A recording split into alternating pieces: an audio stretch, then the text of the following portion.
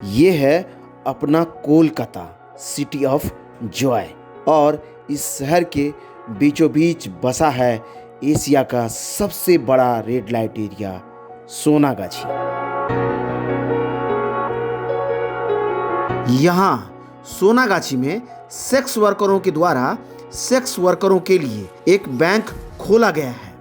आज हम इस वीडियो में आपको दिखाएंगे कि यह बैंक कैसे चलता है और देश में इतने प्राइवेट और सरकारी बैंक होने के बावजूद भी इन्हें क्यों खुद का बैंक खोलना पड़ा। हम हैं कोलकाता के सोनागाछी में, वो एरिया जिसका नाम सुनते ही लोग दहशत में आ जाते हैं कि उस गलियों में घुसे कैसे।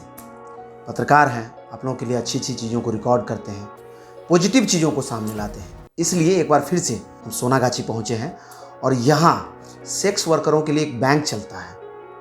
हमें पिछले साल ही इस स्टोरी का ज्ञान हुआ था और हम पिछली बार आए भी थे, उस समय बैंक बंद था, मैं स्टोरी रिकॉर्ड नहीं कर पाए। तो इस बार हम आपके लिए पहुँचे हैं और हमारे साथ भारती दे हैं। मैडम, जानना चाहेंगे कि कैसे चलता है बैंक और क्यों पड़ा आप लोगों को बैंक खुद का खोलने के लिए। सरकार के पास इतनी सारी बैंक है, नेशनलाइज लगभग 19 बैंक था, अभी घट करके लगभग 10 के आसपास नेशनलाइज बैंक है, 4-5 प्राइवेट बैंक है। फिर सेक्स वर्करों के लिए अलग से बैंक खोलने की ज़रूरत क्यों पड़ी? क्यों इसीलिए बैंक बनाना पड़ा कि पहले तो सेक्स वर्कर को कोई आईडी प्रूफ नहीं था, voter card, ID card, rent, घर भाड़ा का जो बिल, इलेक्ट्रिक बिल कुछ भी नहीं था। तो उस टाइम में बैंक अकाउंट में जब बैंक अकाउंट खोलने के लिए जा रहा था, उस टाइम में आईडी प्रूफ मांगता था। एक तो आईडी प्रूफ नहीं है, फिर दोबारा है कि वो सेक्स वर्कर है, इसीलिए कोई बैंक अकाउंट नहीं खोला जाता था। किसी को बैंक अकाउंट खोलने का कोई उपचारा नहीं था। तो इसीलिए हम लोग, और ये साथ साथ में क्या है कि जो इलाका में, मोहल्ला में, जो रेड लाइट एरिया में जो छोटा वाला किस्ती वाला इंटरेस्ट में जो रुपया देता है, इतना कुछ रुपया लड़की लोग को देता है, इतना इंटरेस्ट लेता है कि लास्ट तक अल्टीमेट क्या होता है कि लड़की लोग पैसा देने नहीं चाहता है, क्योंकि इतना इंटरेस्ट हो जाता है। उसका प्रिंसिपल तो दूर का बात है, इंटरेस्ट भी देने भी उसको हिम्मत नहीं, इंटरेस्ट के बोझ के नीचे दब जाते हैं एकदम। तो उस टाइम में हम लोग सोचा, डॉक्टर जाना हम लोग को चीफ एडवाइजर है डॉक्टर जाना, तो उन्होंने बोला कि आप लोग को तो एक अपना बैंक होना चाहिए जिसमें सेक्स वर्कर ही उसमें रुपया रख सकता है, उठा सकता है, कुछ भी कर सकता है। तो उस टाइम में हम लोग 1995 में उषा कोऑपरेटिव मल्टीपर्पज़ बैंक हम लोग बनाया था। तो इसमें क्या है कि 25 साल पहले की बात है ये। 25 साल पहले का बात है, जब ऑर्गेनाइजेशन शुरू हुआ था 1995 में। तब उस टाइम में सब दीदी लोग से डिमांड आया था कि हम लोग को पैसा कहाँ रखेंगे। पैसा हम लोग रखते हैं तो नहीं रहता है, क्योंकि कोई किस्ती वाला को देना पड़ता है, कोई किसी के पास रखेगा तो क्या, अगर कोई मालकिन के पास रहेगा तो लगता है कि वो रखा 5,000 रुपया। जब घर जाने के लिए मांगता है, दीदी हमारा पैसा दे दो, तो बोलेगा ये लो तुम्हारा पैसा, कितना 2,000 देता है। अरे हाँ, तुम तो 2,000 रखा था, क्योंकि सेक्स वर्कर को लिखा पढ़ा नहीं है, ये लोग पढ़ते लिखते नहीं आता है ना, तो इसमें क्या है, वो जो बोलता है वही सुनना पड़ता था।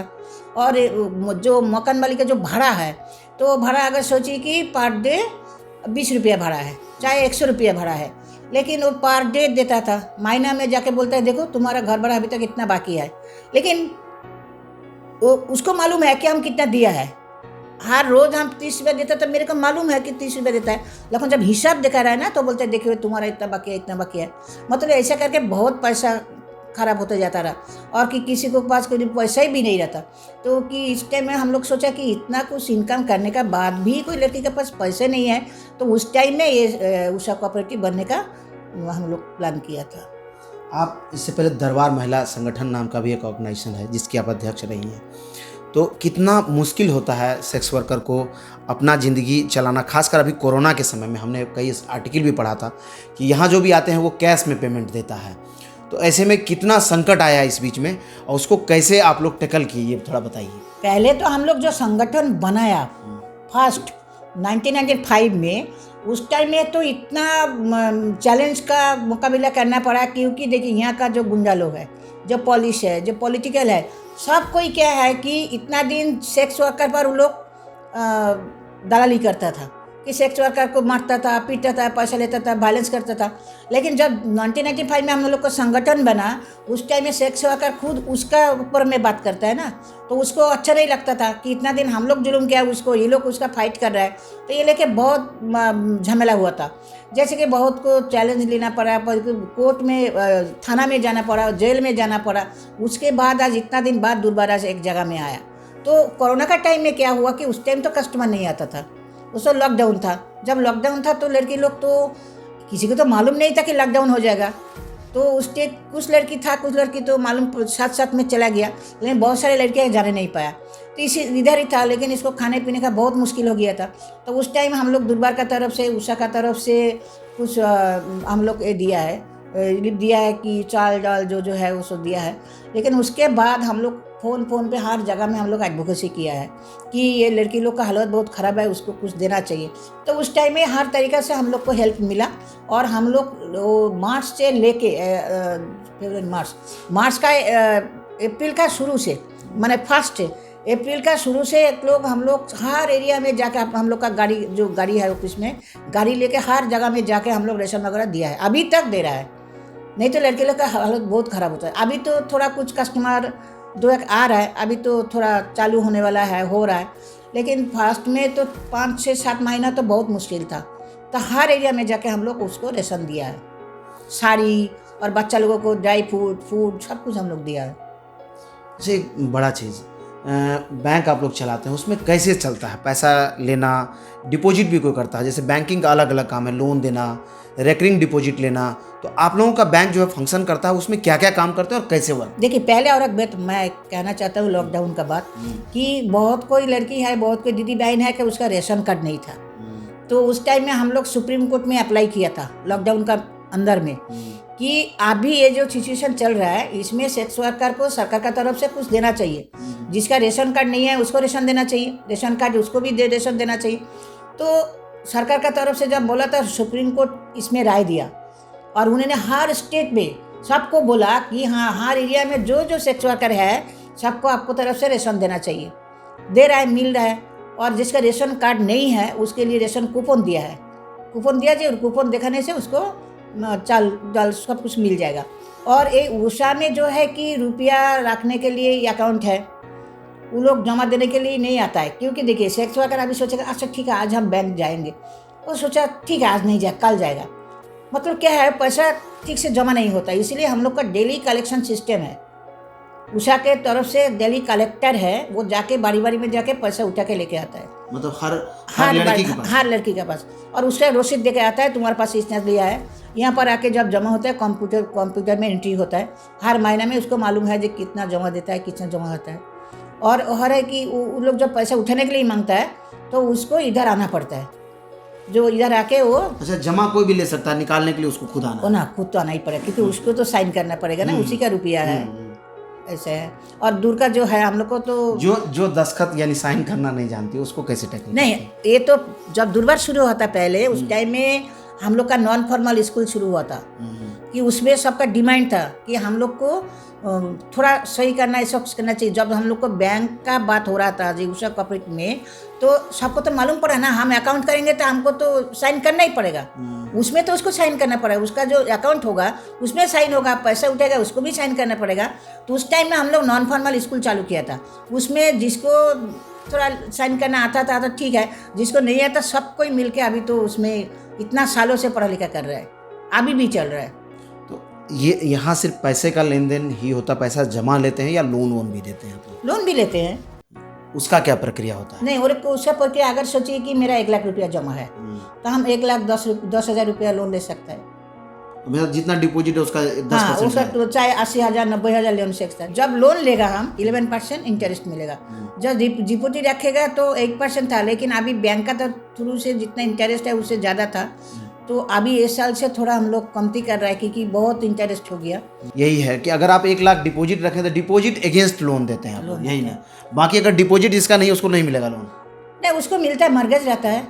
डिपॉजिट के अलावा बैंकिंग में और भी बहुत सारा काम है, जैसे इंश्योरेंस करती है बैंक, तो आप लोगों के यहाँ भी कुछ ऐसा होता है कि इंश्योरेंस करते ग्रुप है, सेल्फ हेल्प ग्रुप है, उसमें सेल्फ हेल्प ग्रुप का तरफ से लोन लेता है। अच्छा, एसएचजी भी चला? इंश्योरेंस नहीं है इसमें। इंश्योरेंस नहीं। देखिए, सेक्स वर्कर का वोटर कार्ड, आधार कार्ड, रेशन कार्ड ये सब नहीं था पहले, एकदम पहले। ये जो उषा का अकाउंट नंबर है वो देके वोटर कार्ड, आधार कार्ड सब कुछ हो रहा है। इलेक्शन कमीशन में बोला, तो कमिश्नर जो है 2007 में वो लोग बोला था कि उषा का जो बैंक अकाउंट है वो लेके सेक्स वर्कर को कोई आईडी नहीं चाहिए, वो देके उसको वोटर कार्ड होगा। हो रहा है, बहुत लड़की को हो गया, अभी भी हो रहा है।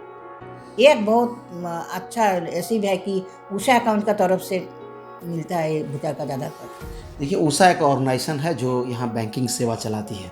हम अभी चलेंगे ऑर्गेनाइजेशन कैसे फिजिकली वर्क करता है, वो भारती रे के साथ हम आपको टूर भी कराएंगे इन लोगों का बैंक में, कैसे पैसा लेते हैं, कैसे पैसा निकालते हैं, वो हम स्क्रीन पर आपको दिखाएंगे ताकि आप अच्छे से समझ पाएँ। देखिए जहाँ चाह है वहीं राह है और मुश्किल कुछ नहीं होता। इन लोगों ने सोचा और आज देखिए वो ज़मीन पर वो काम आ भी गया और उससे जो इन लोगों का काम है उससे लोग लाभान्वित भी हो रहे हैं। हमको कई पत्रकारों ने कहा कि एक बार जो है आप पॉजिटिव स्टोरी करते हैं, एक बार इसको भी कीजिए ताकि दुनिया जाने कि ऐसा भी एक संस्था है जो इन चीज़ों के लिए भी काम करता है। दरबार का कई स्टोरी हमने इससे पहले जब हम एनएनआईएस में ब्यूरो चीफ हुआ करते थे तो हमने कई बार किया है। इन लोगों का रैली हुआ उसको भी हमने कवर किया है, तो कई अखबारों में उसको फ्रंट पेज पर जगह मिला है, विदेशों में भी वो खबरें चली है हमारे किए हुए खबर को। और उस समय में भारती रे उस ऑर्गेनाइजेशन के अध्यक्ष हुआ करती थी, तो आज ये बैंकिंग देखती है उषा के अंदर में। चलिए एक बार आप अगर टूर करवाएंगे। और एक है कि हम लोग का बच्चा लोगों का हॉस्टल है। हाँ। उषा का तरफ से हॉस्टल भी हम लोग चलाता है। जो पॉजिटिव वुमेन्स है ना, HIV पॉजिटिव, उसको भी रेशन देता है उषा का तरफ से। हम लोग को बच्चे लोग जो देश विदेश में खेलने के लिए जाता है, जैसे हम लोग को सेक्स वर्कर के बच्चे भी विदेश में लोग जो कि पहले गया था ईरान, 2 लड़का सोनागाछी का फुटबॉल खेलने के लिए गया अंडर-13, और उसके बाद गया था वो मैनचेस्टर अंडर-13 खेलने के लिए। उसके बाद वो गया कि अंडर-16 एवं 17, लास्ट साल में वो लोग गया अंडर-17 दानाकॉक खेलने के लिए डेनमार्क। तो उसमें भी उषा हेल्प किया है वो लोग को, बच्चे लोगों को। बच्चे लोग अभी जो सेक्स वर्कर लोग क्या है, बच्चे लोगों को पढ़ाना, शादी देना, सब कुछ तो उषा का तरफ से ही होता है ना, कि आप हम अपना पैसा रखते हैं तो अपना हमारा बच्चा लोगों का फ्यूचर के लिए उसका भी सुविधा बहुत है इसमें। कहा कि ये जो एरिया है यही बैंक का मेन प्रेमिसेस है, जहाँ मतलब रेकर्ड जैसे काम करता है दूसरे बैंकों में, उसी तरह से समझिए यहाँ पैसा देते हैं, कैशियर पैसा लेता है या फिर कैशियर पैसा उसे कोई विड्रॉ करने आता है तो पैसा ये देती भी है, यहाँ से पैसा निकलता भी है। दोनों ही काम यानी क्रेडिट एंड डेबिट दोनों का काम इस तरफ में होता है, और बाकी चीज़ें जो है इस तरफ में जो ये डेस्क बना है इसमें संभाला जाता है। कौन सा सॉफ्टवेयर यूज करते हैं आप लोग? ओरेकल पर काम करती है। जैसे पासबुक है, अच्छा पैसा जमा करने हैं, ठीक है दीजिए।